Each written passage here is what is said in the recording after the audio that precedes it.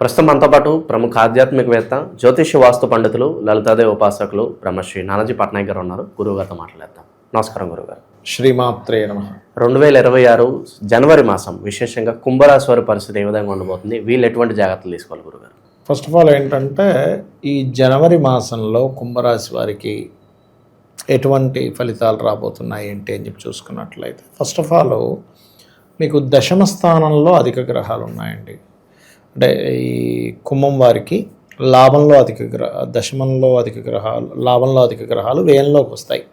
ఎందుకంటే బుధుడు, రవి, కుజుడు మరియు శుక్రుడు 13వ తేదీకి 12లోకి వస్తున్నాడు, లాభంలో ఉండే గ్రహము.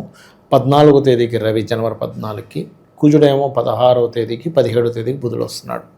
ఈ యొక్క గ్రహస్థితిని అనుసరించి ముఖ్యంగా ఈ కుంభం వారికి ఎటువంటి ఫలితాలు జరగనున్నాయి, ఏ విషయాల పట్ల వీళ్ళు జాగ్రత్త వహించాలి అని చెప్పి చూసుకున్నట్లయితే ఇందులో ప్రధానంగా 12లోకి వస్తున్న గ్రహాలు, 11లో ఉండే గ్రహాలు, 5వ స్థానంలో ఉండే గురువు, సప్తమంలో ఉండే కేతువు, లగ్నంలో ఉండే రాహు, ధనస్థానంలో ఉండేటువంటి శని యొక్క ప్రభావం ఎటువంటి ఫలితాలు ఇస్తుంది అనేటువంటి విషయాలు చెప్తుంది. నేను ఇప్పటికీ కూడా చెప్పిస్తుంది సాక్షాత్ లలిత అమ్మవారికి భావిస్తూ ఫస్ట్ ఆఫ్ ఆల్ ఏంటంటే ఈ కాంబినేషన్ ఏదైతే ఉందో, లగ్నంలో ఎప్పుడైతే వీరికి రాహు సంచరిస్తున్నాడో, రాహువు పర్టికులర్గా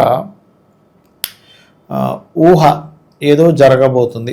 సాధారణంగా వీళ్ళు ఏంటంటే కుంభం వారికి ఎనర్జీ లెవెల్స్ ఎలా ఉంటాయంటే ఎప్పుడు హ్యాపీగా ఉండాలి, ఆనందంగా ఉండాలి, ఎంజాయ్గా ఉండాలి. పక్కవాడి మీద ఏడవరు. వీళ్ళకి ఏదైనా బాధ కలిగితే వీళ్ళలో వీరు బాధపడతారు, కానీ పక్కవాడి మీద 1% కూడా ఏడవనటువంటి లగ్నం ఏదైనా ఉందంటే కుంభలగ్నం.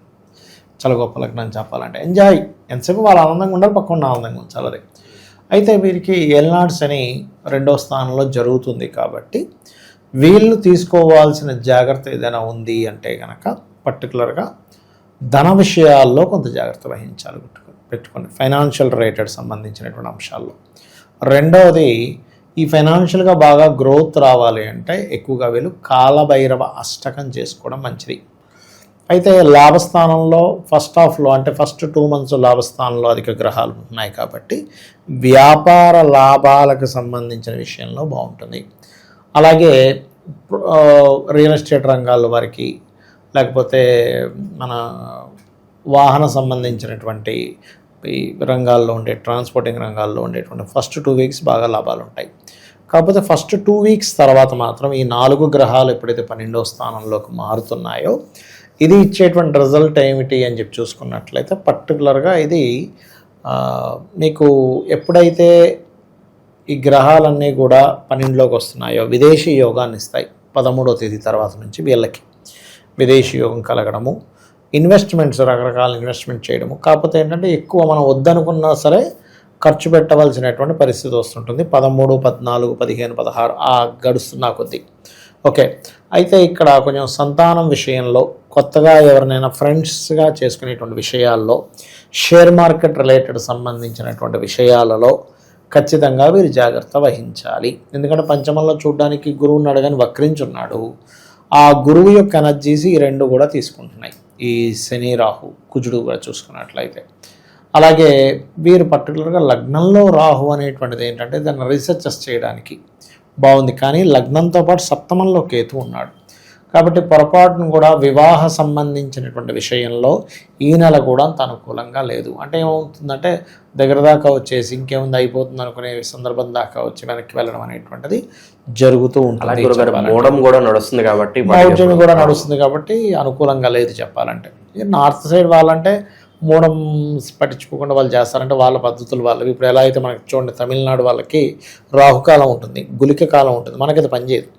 వర్జము దుర్ముహూర్తం ఇక్కడ ఉండే క్యాలిక్యులేషన్స్ పరంగా అది. అలాగే మరొకటి ఏంటంటే వ్యాపారస్తులకైతే బాగుంది. ఉద్యోగస్తులకి 2nd week తర్వాత నుంచి మార్పులు ఉన్నాయి. అంటే ఆల్ ఆఫ్ సడన్గా మారిపోవడం అనేటువంటిది ఇస్తుంది, అందులో ఎటువంటి సందేహం లేదు. అయితే ఉద్యోగ సంబంధించినటువంటి అంశాల్లో కూడా ఉన్న ప్రదేశంలో వెతుక్కోవడం అనేటువంటిది అనవసరం. వేరే ప్రాంతాలకు వెళ్ళి అక్కడ ఉద్యోగ అవకాశాలు వెతుక్కోవడం, వేరే ప్రాంతాలకు వెళ్ళి అక్కడ సెటిల్ అవ్వాలనే ప్రయత్నం చేయడం అనేటువంటిది మంచిది చెప్పాలంటే చూసుకుంటే కనుక. ఇక ఈ యొక్క రాశి వారికి ముఖ్యంగా ఏదైనా మనీ రిలేటెడ్ విషయాల్లో కూడా కొంచెం లాంగ్ టర్మ్ పెట్టుకోండి. షార్ట్ టర్మ్ అన్నట్టు కాకుండా కొంచెం లాంగ్గా, అంటే కొంచెం టైం టేకింగ్గా మనీ వస్తుంది అనేటువంటి విషయాల మీద వీళ్ళు కాన్సన్ట్రేషన్ చేయడం అనేటువంటిది మంచిది. ఎందుకంటే ఎంతైనా శని 2లో ఉన్నాడు కదా. ఇప్పుడు షేర్ మార్కెట్ కొంతమందికి అలవాటు ఉంటుంది, డైలీ ట్రేడింగ్ ఉంటుంది, లేకపోతే మంత్లీ వన్స్, అదే ఒక 2-3 ఇయర్స్ కోసం లాంగ్ టర్మ్లో పెట్టేస్తుంటారు. లేకపోతే నెలకోసారి ఎంత వచ్చిందో చూసుకుని దాన్ని బట్టి వాళ్ళు మళ్ళీ మార్చుకుంటూ ఉంటారు. అటువంటివి బెస్ట్ అసలు నన్ను అడిగితే, డైలీ ట్రేడింగ్ కంటే కూడా ఈ విషయాలు జాగ్రత్తగా ఉండాలి. అండ్ అదేవిధంగా కొంచెం సంతానాన్ని కూడా విదేశాలకు పంపించాలనేటువంటి ప్రయత్నం ఏదైతే ఉంటుందో అది ఫలిస్తుంది చెప్పాలంటే. ఇక ఆల్రెడీ కొంతమంది ఇప్పటికే ముహూర్తాలు పెట్టేసుకున్నాము, ఎందుకంటే ఇక్కడ కేతు ఈ ఒక్క నెలని కాదు, నవంబర్ వరకు ఉంటాడు కాబట్టి నేనైతే అవాయిడ్ చేయమని చెప్తాను. లేదంటే ఆల్రెడీ కొంతమందికి ఎలా ఉంటుందంటే కంపల్సరీ చేయవలసిన పరిస్థితి వచ్చినప్పుడు మాత్రం రాహుకేతువులకు పూజ చేయించి వివాహం విషయంలో వీలైతే కాళహస్తికి ఒకసారి వెళ్ళేసి వచ్చి దుర్గాదేవిని గణపతిని ఆరాధన చేయాలి. చేసినట్లయితే ఖచ్చితంగా వీరికి బాగుంటుంది. ఇక ప్రాపర్టీస్ పరంగా ఏమైనా కొనుక్కోవాలంటే, అంటే అలాగే పోలీస్ స్టేషన్లో చిక్కుల్లో ఉంటారు కొంతమంది, పోలీస్ స్టేషన్లో వాళ్ళకి ఏదైనా ఉపశమనం లభిస్తుందండి. కొంచెం లీగల్ ఇష్యూస్ అయితే ఉంటాయండి సప్తమంలో కేతు నడవడం వల్ల. కొంచెం మొదటి 15 రోజులు ప్రాపర్టీ పరంగా కొన్ని లాభాలు కూడా వీళ్ళకి కలుగుతాయి, అందులో ఎటువంటి సందేహం లేదు. ఇక విశేషంగా ఎటువంటి పరిహారాలు బాగుంటాయి అంటారు ప్రత్యేకంగా ఈ మాసం? వీరికి ఎటువంటి పరిహారాలు అంటే ముఖ్యంగా వీళ్ళు దత్తాత్రేయుడి యొక్క ఆరాధన, దుర్గాదేవిని ఉదయం నిద్రలేస్తూనే కొంచెం ధ్యానం చేసుకోవడం చేయాలి. చేసినట్లయితే ఖచ్చితంంగా బాగుంటుంది. గురుగారు, ఈ ఓవరాల్ 2026లో గ్రహస్థితి కాస్త ఇబ్బందికరంగా ఉంది అని అంటున్నారు. మరి ఎటువంటి పరిణామాలు జరగబోతున్నాయి అంటారు ఓవరాల్గా? యాక్చువల్గా 2025 నవంబర్ ఎండింగ్ డిసెంబర్ నుంచే ప్రారంభం అయిందండి గ్రహస్థితి. దీనివల్ల ఏంటంటే ఫస్ట్ ఆఫ్ ఆల్ మనకి ఎయిడ్స్ ప్రబలుతుంది బాగా, హెచ్ఐవి అనేది పెరిగిపోద్ది, బాగా విపరీతంగా పెరుగుతుంది. అది కొంచెం జాగ్రత్తగా ఉండాలి. స్త్రీ పురుషులు సాంగత్యం కలిసేటప్పుడు అది జాగ్రత్తలు తీసుకోవాలి, తప్పదు. అలాగే రెండవది ఏంటంటే గాలి ద్వారా వచ్చేటువంటి కొన్ని ఇన్ఫెక్షన్స్ రెస్పిటరీ సిస్టమ్ మీద, ఊపిరితిత్తుల మీద ప్రభావం చూపించనుంది. సడన్గా గాలివాన ఎక్కువ అవ్వడం, కొన్ని మత కల్లోహాలు ఏర్పడడం, ఒకరి మీద ఒకరు కేసులు పెట్టడం, సినిమా మూలంగా కేసులు ఏర్పడడం. ఇప్పుడు మనకి ఈ అఖండ కూడా రిలీజ్ అవ్వబోతుంది కాబట్టి అఖండ మూవీ మూలంగా కూడా కొన్ని ఏదైనా కేసెస్ ఏర్పడడం, గొడవలు ఏర్పడడం, కొన్ని ఆటంకాలు ఏర్పడడం, ఇట్లాంటివి జరగనున్నాయి. అంటే ఏం లేదు, ఒక మతం వాళ్ళు వ్యతిరేకించడం, అంటే ఇంత వీళ్ళ సనాతన ధర్మాన్ని ఇంత గొప్పగా చూపించేస్తున్నారని కుళ్ళు బుద్ధితో ఎవడో ఏదో ఇచ్చేయడం, అట్లాంటివి కూడా ఉంటుంటాయి. అది పర్టికులర్గా. అలాగే మరొక విషయం ఏంటంటే ఇక్కడ కొంచెం గాసిప్స్, అంటే మనం ఏ తప్పు చేయకపోయినా, ఎందుకంటే మిథున రాశిలోకి వస్తున్న గురువు కదా, అక్కడ వక్రించిన గురువు కదా, వక్రించిన కూడా వక్ర సంబంధించిన ఫలితాలు ఇస్తూ ఉంటాడు. అది కాకుండా గురువు రాశుల్లో ఉండే ఈ 2 గ్రహాలు కూడా ఏం చేస్తుంటాయంటే అక్కడ మనం ఏమీ అనకపోయినా అన్నాడనే ఒక మాట రావడం, తద్వారా అనవసరమైన ఘర్షణలు, అనవసరమైన గాసిప్స్, అనవసరమైనవి. అందుకని ఏంటంటే వీలైనంత మట్టుకు రాజకీయ నాయకులు కానివ్వండి, సినిమా ఫీల్డ్కి వాళ్ళు కానివ్వండి, సమాజంలో ఒక పేరు ప్రఖ్యాతులు ఉన్న వారు కానివ్వండి, ఒక మాట మాట్లాడేటప్పుడు 1కి 4 సార్లు చూసి ఆచితూచి అడుగు వేయాలి. అదేవిధంగా సరిహద్దుల్లో ఈ జల ప్రాంతాలకి, సముద్ర ప్రాంతాలకు దగ్గరగా ఉండేటువంటి వారు, కొంచెం మంచుకొండల ప్రాంతాల్లో లాభాలు పొందేటువంటి ప్రదేశంలో ఉండేటువంటి వారు కాస్త జాగ్రత్తగా ఉండాలి.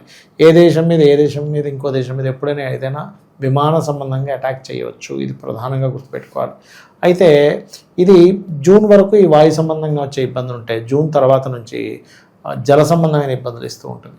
అయితే ఇక్కడ మనం ఎప్పుడైనా బయటికి వెళ్ళేటప్పుడు మనకి ఎటువంటి ఇబ్బంది కలగకుండా ఉండాలి.